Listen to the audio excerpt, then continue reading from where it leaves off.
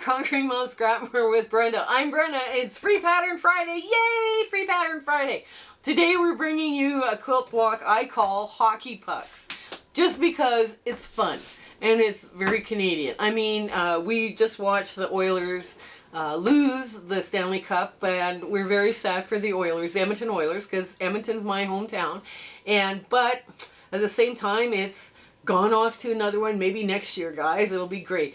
But we thought, okay, we'll do a hockey puck quilt block in honor of the Edmonton Oilers. Now, you can choose to do your hockey pucks any way you want, but it's really cute, fun, and fast to do. Now, before we get into anything else, let's do our shout out. Our shout out is Stephanie from Stephanie's Kitchen, and she does a little bit of cooking, a little bit of quilting, a little bit of sewing, and it's just lovely. Her channel is just lovely. So go give her some love and encouragement and tell her that Brenda from Conquering Mom Scrapmore sent you.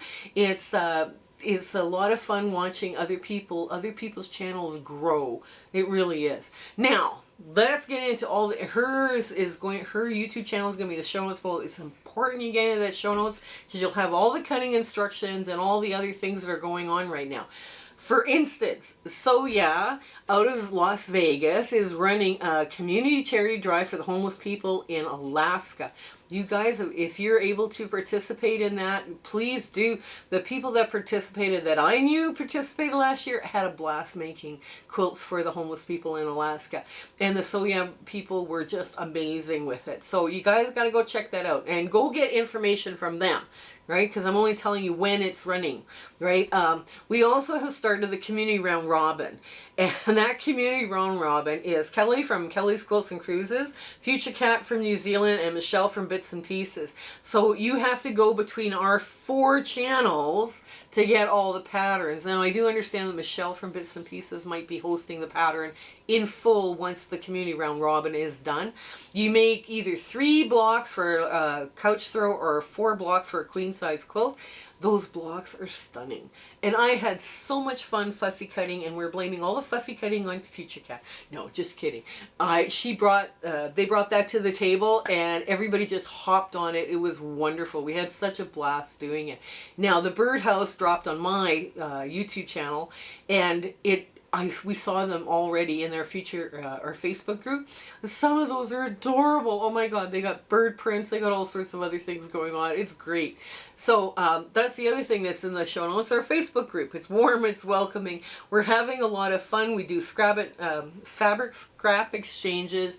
We do a Discord virtual sewing room that we've established, and we meet all sorts of fun people in there. There's all sorts of free chats going on too, like the free recipes and the free patterns. Like, as people find free patterns for stuff, they post it in a chat and everybody gets access to it, and they run around and they can go collect that pattern if they want. We also have the Zoom sew days from now until the end of December, and if you don't feel like sewing that day and you want to bring your cross stitch, bring it. We just have a ball all day. I get lots done. It's from 9 a.m. to 5 p.m. and we do enjoy that day and being able to chat with everybody. I am also going to be part of the Conquer Your Fabric Scrap Summit.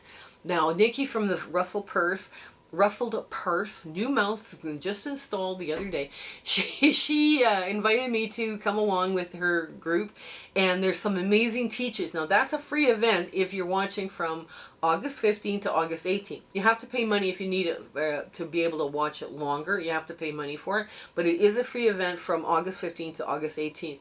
Registration starts August 1st, so I'm not sure when this video is going to drop, but I will be dropping in my affiliate link for that, so you guys can click on that and have access to it. It's going to be such a fun event. Now, I also speak for free to quilting groups and quilting guilds, and we have had all sorts of very positive responses. I spoke to a guild this morning, and I just cannot believe what a blessed journey I have been on with my spouse on YouTube, and being able to talk to quilters about making scrap quilts and making charity quilts, and design elements, and doing cases. We've just had a blast doing all this for you. And like I say, coming up with free pattern Fridays that are fun and simple, and we can just have a lot of going on here. So yes, that's where we're at. So come on in. let's get to this fun, quick, easy sewing. This is a beginner-friendly one, and I'll teach you all about those flip and stitch, stitch and flip corners. Okay, come on in. Okay, we're at the sewing machine, and the first thing we've got to do is make all our flip and stitch. Now, our flip and stitch, we use this quite a lot. What it is, it helps us make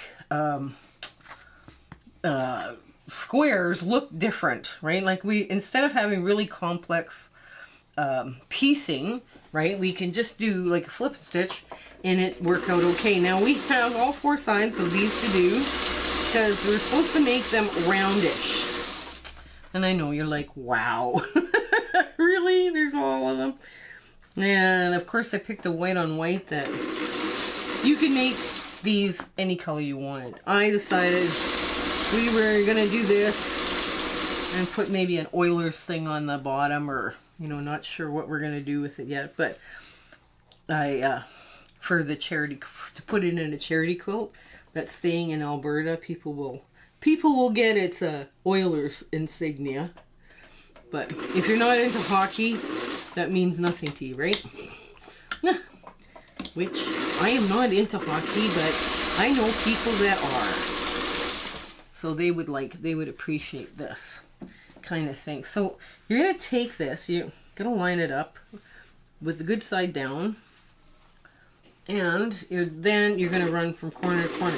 Now on a 2-inch square that I'm stitch and flipping, I stitch on this side of that imaginary line. You can draw your line. You can either iron your line, draw your line, whichever you're feeling more comfortable with doing. If you're comfortable with, doing that kind of thing, you most certainly can. Now, I'm just flipping this out of the way because once I know I've got them all good coverage, I just cut them off, right? So I'm just going to flip it out of the way as we go. And basically I'm doing a quick check to see whether or not I have to re-sew it. Yeah. Okay. Very quick. Yes, it works. On to the next one. Yeah, these are fun to do. These little flip and stitch. And you can do, some people, depending on the foot you use, you can use this kind of thing as a leader ender project, right? In between your piecing for, let's say, something else. And it would be fine, right? Now, oops. Yeah, that's the right side. Okay. If you're having problems identifying which side is white on white, when you're working with white on white or cream on white or whatever, and you're looking at this fabric and you're going, wow, I don't get which one, put it under a dark light. Because dark lights will tell you right away which, the brighter shining side is definitely your correct right side. But if you can't tell on a white on white or a cream on cream or something like that, which is the right side, it really doesn't matter which side you sew it on. Because if you can't tell when your nose is 6 inches away from it, neither can anybody else. So don't worry about it. But that's your tip, is get a black light, and if you can't see it, right? If you can't, one side will definitely be brighter than the other, and the brightest side is the right side. Now you can buy those little black light flashlights, I guess. You go to these, sometimes you pick them up at, we have Princess Auto here in Canada. I imagine like Harbor Freight or some hardware store in the US would have them. Little black light flashlights. So, yeah. Okay, there we go. Wow. I'm just booting along here with good coverage. Oh, that'll be nice. A nice change. There you go.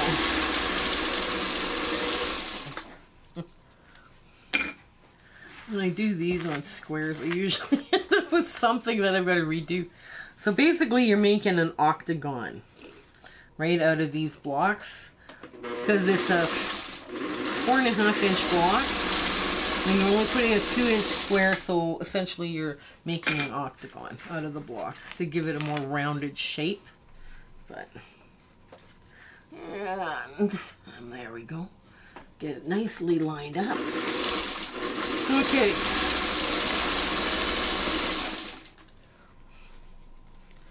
Okay. Almost to the end, guys. Almost to the end. Yeah. Okay. This way. No, this way. Okay. See, even I do it. And like I say, I'm like 6 to 8 inches away from it, and I'm like, I can't tell. Oh no. And there's the last one. Okay. There it is.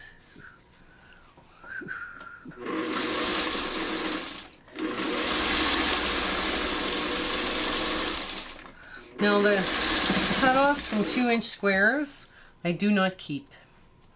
I do not keep them because they are too small for me to sew. One time I would keep them for foundation paper piecing, but then I found my foundation paper piecing was getting ridiculously small. And some of you are already complaining that I'm doing some ridiculously small stuff. So, yep, we have good coverage on all 4 blocks. Let's just quickly trim all of these. Maybe I should get a bigger scissor. Oh, well, too late. We're already in the throes of cutting. And I put my nail on the stitch line so don't cut off the wrong piece. You know, because that's happened. And we just rough cut this stuff out here like so. Okay, here we go.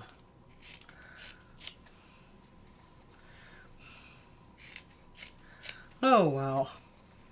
You know, this one drew it up and I kind of was playing around with it, and then the Oilers lost the Stanley Cup and I was like, oh no. There's going to be so many sad people that I know. I don't follow hockey very often. I do hear about when our local team is in the playoffs, however, so I guess I'm not entirely living under a rock. Oh well. I'm not sure. I didn't even watch the last game. I heard so many people, they were so stressed out watching. It was just like, yeah, I don't need that kind of stress. I just don't. But anyways, that's where we're at. Okay. All right, last one. That's it. It doesn't want to come. Okay, so now we've basically finger pressed all of this. And we're just going to sew the center, like you see all this now, right? We're going to put this out like so. And we're just going to sew like this part into a 4-patch, right? So that becomes very, very easy for us to do. Now, you can change the direction of, let's say, this one. So you want to change it so it's going down. Oh, I should change my foot. Hang on. It's not a video of mine without you watching me change my foot on my sewing machine. So you can press it the other direction so it nests and you get a really sharp line. Right? Okay, so what I'm doing is I'm taking the bottom, and the bottom is still staying that way, and the top gets pushed down in. Right? So just like that. And then I'm going to get right to that and cross that line where it's nicely nested and it's sharply nested. Now this one I'm going to press this way, but I'm going to make the bottom go to the center of the black square so I get a really sharp nest there. Okay. Just like that. Okay, so now on this one, we're going to do the opposite. We're going to take this and we're going to make this one go this way and this seam underneath press in or down towards the black. And no, we can't do that. We got to go this way and this way. Here we go. Sorry. We're going to do the same thing all over again so everything nests this way as well, right? Okay, you want to make sure you get a good nest on that just by going over, and then this goes under, this goes over, this goes on, and I'll show you in a sec what I'm talking about. They have, okay. So, what I did, this one goes in, and this underneath goes out. This one goes in, and this one goes out, right? Now, you do the exact same thing on both of them, because now when you open it up, the center will nest.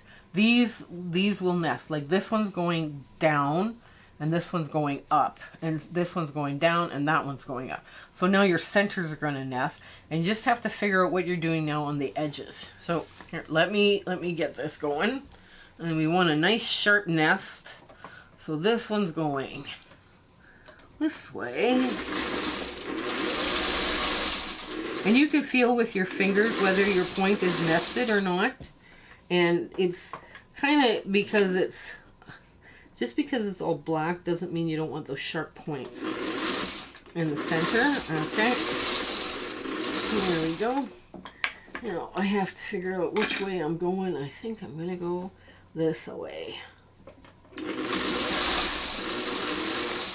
Okay, now this one's going up, that one's going down. Okay, that one's going this way, that one's going that way. All right, here we go.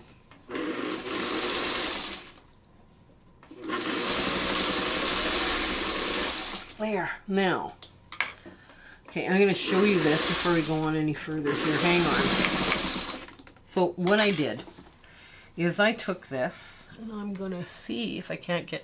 So this, I'm going to swirl right here like that. I'm going to pop open that center and swirl this so that everything will lie a certain way, and the center will lie flat. Okay? Now, what I did is this one's going this way, like they go in and out, right, to make these points here, right? Now I'm going to show you the other side of this a sec, as soon as I get everything kind of going the right way. Now you can see from here that center matches perfectly, and you have nice sharp points around this side and sharp points on the outer side, because I've taken the time to nest my seams. That means pushing my seams a different direction. Okay, in some cases, and you're taking that extra bit of time to do this. So now let's get the outside border on it, and there we go. Okay, now it goes out. Like that one goes out. Yes, it does. Okay, that one goes out, and this one goes up. I should have sewn it from the other side, and I could see what I was doing. Oh well, I'll show you what I mean. Now I couldn't see which way the seams were going because I had the long piece covering it. I didn't have this seam up. So if I want these seams now to lie flat in the block, I should be sewing just, let me get this out of the way. Okay, get this one out of the way. So when I'm laying this down, like so, I shouldn't be sewing from this side, I should be sewing from this side.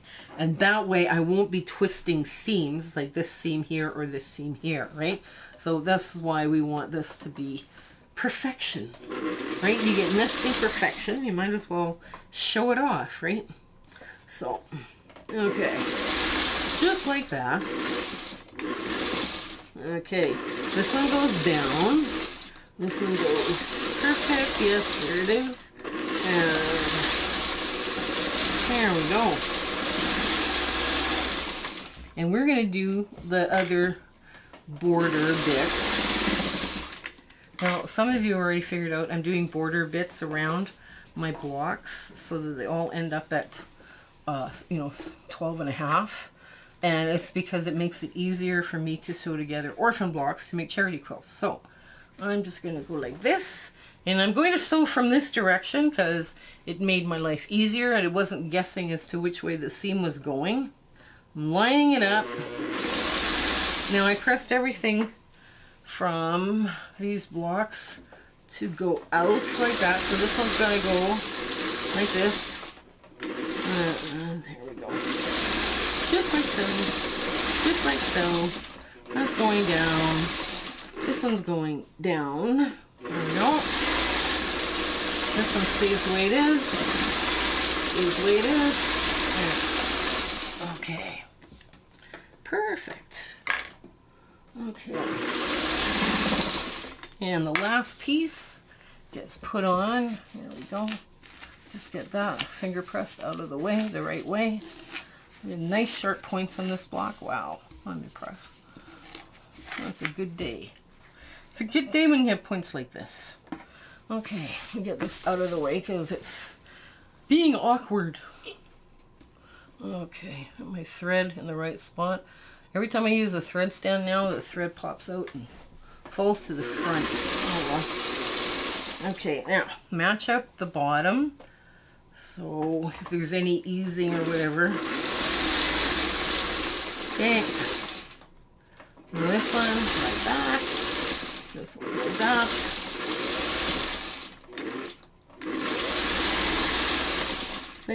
Same.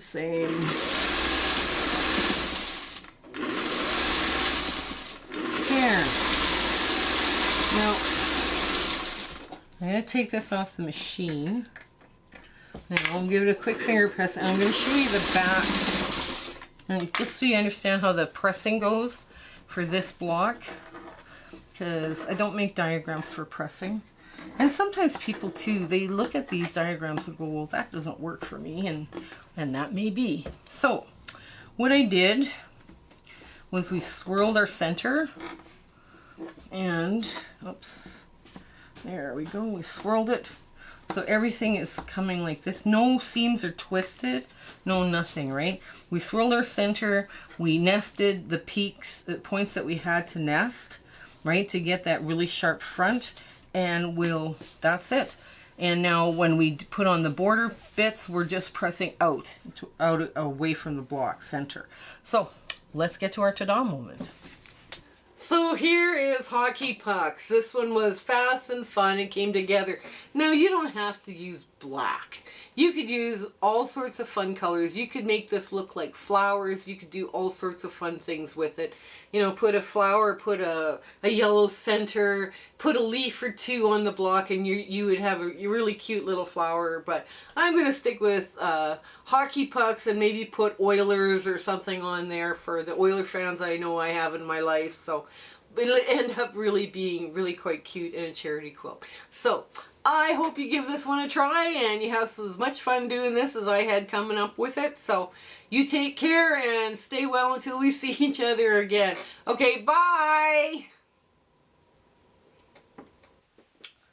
Hello again. We just want to thank you for enjoying our video and, you know, coming along with my husband and my YouTube adventure and quilting. And, you know, sometimes things don't work out as best they should, and sometimes they work out great. We're going, wow, that went well. But it's been an amazing journey, and I'm so glad I could share it with you. Share, like, and subscribe these videos. That really helps us out, and it helps us make more charity quilts, okay? So you guys take care until we have a chance to meet again, okay? Bye!